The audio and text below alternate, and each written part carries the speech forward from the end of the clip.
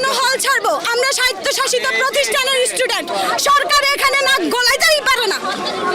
They have no right. উনাদেরকে সতর্কবাণী করতেছি, বাপ মাকে মাঠে নামাইয়েন না, শান্ত হিংস্র বাঘিনী বাঘকে মাঠে নামাইয়েন না। এগুলো তো যুবক, বৃদ্ধদেরকে মাঠে নামাইয়েন না, রক্ত ভেসে যাবে, কিন্তু আপনারা নিজেরাই কুল কিনারা পাবেন না। আমরা কেন হারবো? আমরা তো অযৌক্তিক কোনো দাবি নিয়ে এখানে আসিনি। আমরা বলি না কোটা বাতিল করেন, আমরা বলছি সংস্কার করেন। মুক্তিযোদ্ধাদের জন্য 65 কেন? কেন এত 5% রাখেন না? ঠিক আছে, উনারা আমাদের জন্য করছে, ভুয়া মুক্তিযোদ্ধায় ভরে গেছে দেশ। কোথায় সেই হিসেব? মুক্তিযোদ্ধারা কোথায়? যেসব মুক্তিযোদ্ধারা আছে উনারা কই? উনারা কেন এসে বলে যে না আমরা এগুলা চাই না?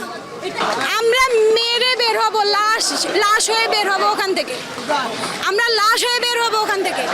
বহু সুযোগ ছিল পিছনে ফিরে আসার, এখন আর পিছনে যাওয়ার রাস্তাই নেই। পিছনে পুলিশ আর সামনে স্বাধীনতা।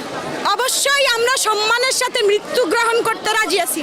আমরা হল ছাড়তে চাই না, আমরা কোনোভাবেই চাই না, কিন্তু এটা